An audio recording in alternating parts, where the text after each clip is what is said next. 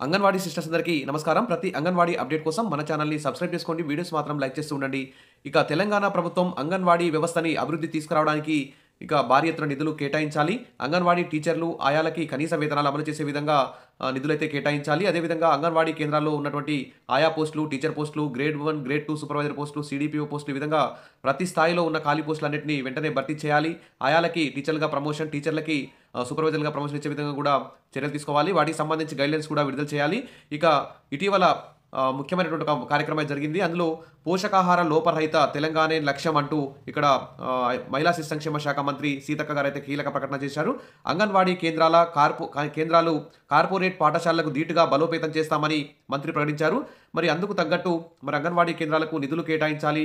రాష్ట్ర వ్యాప్తంగా ఉన్న 55,000 అంగన్వాడీ కేంద్రాలని అన్నిటికీ కలర్స్ వేయించి అందులో ఉన్న చిన్న చిన్న విద్యార్థులు కూర్చోవడానికి బెంచీలు గానీ, కుర్చీలు గానీ, టేబుల్స్ గానీ వీటన్నిటిని కూడా భారీ ఎత్తున సమకూర్చాలి. అప్పుడు ఖచ్చితంగా కార్పొరేట్ కాన్వెంట్ స్కూళ్ళకు ధీటుగా అంగన్వాడీ కేంద్రాలు తయారయ్యే విధంగా ప్రభుత్వం చర్యలు తీసుకోవాలి.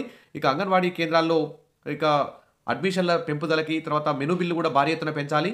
ఎప్పుడో నిర్ణయించిన మెనూ బిల్స్ వల్ల నాణ్యమైన భోజనం అయితే అందడం లేదు. కూరగాయల ధరలు కూడా భారీ ఎత్తున పెరిగాయి కాబట్టి మెనూ బిల్లు కూడా పెంచాల్సిన అవసరం ప్రభుత్వం తీసుకోవాలి. అప్పుడే పోషకాహార లోపరహిత తెలంగాణ లక్ష్యం అనేది ఖచ్చితంగా నెరవేరుతుంది. అంగన్వాడీ కేంద్రాలు కూడా కార్పొరేట్ పాఠశాలను ధీటుగా తీసుకురావడానికి అంగన్వాడీ టీచర్లు, ఆయాలు కూడా ఖచ్చితంగా కృషి చేసే అవకాశం అయితే ఉంది. ఇక మహిళా శిశు సంక్షేమ శాఖ మంత్రి సీతక్క గారి కీలక ప్రకటన చూస్తే రాష్ట్రంలోని పేద పిల్లలకు బలమైన ఆహారం అందించి పోషకాహార లోపాన్ని అధిగమించి పోషకాహార లోపరహిత తెలంగాణను నిర్మించడమే ప్రభుత్వ లక్ష్యమని మంత్రి అన్నారు. ఇందుకు తగ్గట్టు మెనూ బిల్లులు పెంచాలి. అంగన్వాడీ కేంద్రాలకి బడ్జెట్ పెంచాలి. అప్పుడే ఖచ్చితంగా ఈ పోషకాహార రహిత తెలంగాణ నిర్మాణం అవుతుంది. చిన్నపిల్లలు దేవుళ్లతో సమానమని అంగన్వాడీ టీచర్లు వారిని సొంత పిల్లల్లా చూసుకోవాలని సూచించారు.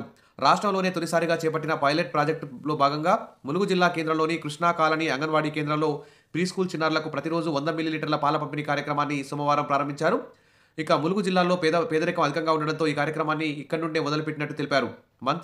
ముఖ్యమంత్రి రేవంత్ రెడ్డి అంగన్వాడీ సెంటర్లను బలోపేతం చేయడానికి ఇప్పటికే పలు నిర్ణయాలు తీసుకున్నారని, టీచర్లకు చీరలు పంపిణీ చేయడంతో పాటు వేతనాలు పెంచారని అన్నారు.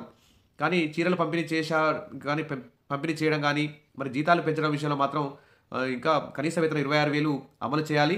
కార్పొరేట్ స్థాయి పాఠశాలకు ధీటుగా సెంటర్లను బలోపేతం చేస్తున్నామని, టీచర్లు తల్లిదండ్రులతో నిత్యం సమావేశాలు నిర్వహించాలని సూచించారు. అంగన్వాడీ టీచర్లు అనుకోకుండా మృతి చెందితే వారి పిల్లలకు కూడా కారుణ్య నియామకాల కింద ఉద్యోగాలు కల్పించడానికి ప్రభుత్వం జీవో జారీ చేస్తుందని చెప్పారు. కాబట్టి ఈ జీవోని వెంటనే జారీ చేయాలి. ఇచ్చిన హామీలను కూడా ఖచ్చితంగా నెరవేరుస్తామని తెలిపారు. అంగన్వాడీలకు కనీస వేతనం 26,000 అమలు చేయాల్సిన బాధ్యత ప్రభుత్వం మీద ఉంది. అంగన్వాడీ కేంద్రాలపై ప్రజలకు నమ్మకం కలిగేలా విధులు నిర్వహించాలని కోరారు. అనంతరం వయోవృద్ధుల వారోత్సవాల్లో భాగంగా పోస్టర్లను కూడా ఆవిష్కరించారు. ఇక చూస్తే అంగన్వాడీ పిల్లలకు విజయ పాలు ప్రతిరోజు 100 మిల్లీలీటర్ల పాలు ఉచితంగా రాష్ట్రాన్ని పోషకాహార లోపరహితంగా మార్చేందుకు పైలట్ ప్రాజెక్టుగా ములుగు జిల్లా కృష్ణా కాలనీలో మంత్రి సీతక్క అయితే ఒక అంగన్వాడీ కేంద్రంలో ఈ పాలు అందించే కార్యక్రమాన్ని మొదలుపెట్టారు. ప్రతిరోజు 100 మిల్లీలీటర్ల పాలు అందించే విధంగా రాష్ట్ర వ్యాప్తంగా అన్ని అంగన్వాడీ కేంద్రాల్లో కూడా వెంటనే అమలు చేసే విధంగా ప్రభుత్వం చర్యలు తీసుకోవాలి. ఇక వచ్చే సంవత్సరం గవర్నమెంట్ ప్రైమరీ స్కూల్లో కూడా టిఫిన్, స్నాక్స్ ఇవన్నీ పెడుతున్నారు కాబట్టి అంగన్వాడీ కేంద్రాలకు కూడా ఆ విధంగా అమలు చేయాల్సిన బాధ్యత ప్రభుత్వం మీద ఉంది. ఇక అంగన్వాడీ చిన్నారులకు విజయ పాలు అందించడం గుడ్ న్యూస్ అని చెప్పుకోవచ్చు. కాకపోతే పైలట్ ప్రాజెక్టుగా ములుగు జిల్లాలో ఒక అంగన్వాడీ కేంద్రాన్ని ఎంపిక చేశారు. త్వరలో అన్ని అంగన్వాడీ కేంద్రాల్లో కూడా 100 మిల్లీలీటర్ల విజయ పాలు అందించడానికి ప్రభుత్వం ముందుకు పోవడం గుడ్ న్యూస్ అని చెప్పుకోవచ్చు. ఇక బాల్య వివాహాలపై కూడా ఉక్కుపాదం, వృద్ధుల సంరక్షణకు చట్టం తీసుకొస్తామని కూడా చెప్పారు. ఇక ఈ సందర్భంగా మంత్రి సీతక్క మాట్లాడుతూ రాష్ట్రంలో అధికంగా వెనుకబాటుతనానికి గురైన ములుగు జిల్లా అని చెప్పారు. అన్ని మారుమూల ప్రాంతాల్లో అన్ని ప్రాంతాలు కూడా ఈ విధంగానే వెనుకబడి ఉన్నాయి కాబట్టి ప్రభుత్వం రాష్ట్ర వ్యాప్తంగా ఈ విజయ పాలని ఫ్రీగా అందించాలని చెప్పి అందరూ కూడా కోరుతున్నారు. ఏది ఏమైనా అంగన్వాడీ టీచర్లకు, ఆయాలకు కనీస వేతనాలు అమలు చేయడం, అంగన్వాడీ టీచర్లు కానీ, ఆయాలు కానీ మరణిస్తే వారి యొక్క సంతానానికి ఉద్యోగం కల్పించడం, పెన్షన్, గ్రాట్యుటీ, రిటైర్మెంట్ బెనిఫిట్స్, తర్వాత ఇతర ప్రభుత్వం అమలు చేసే ప్రతి సంక్షేమ పథకాన్ని కూడా అంగన్వాడీ టీచర్లకు, ఆయాలకు వర్తింపజేయాలి. అంగన్వాడీ మెనూ బిల్లు పెంచాలి. అంగన్వాడీలకు ఆధునిక సౌకర్యాలు కల్పిస్తే ఖచ్చితంగా తెలంగాణ పోషకాహార రహిత తెలంగాణగా మారుతుంది. ప్రభుత్వ లక్ష్యం కూడా నెరవేర్చడానికి అంగన్వాడీ టీచర్లు, ఆయాలు ఎప్పుడు కూడా సిద్ధంగా ఉంటారు కాబట్టి ప్రభుత్వం ఆ దిశగా చర్యలు తీసుకోవాలని కోరుకుంటూ మరిన్ని అప్డేట్స్ కోసం మన ఛానల్ని సబ్స్క్రైబ్ చేసుకోండి. వీడియోస్ అయితే లైక్ చేస్తూ ఉండండి. Thank you.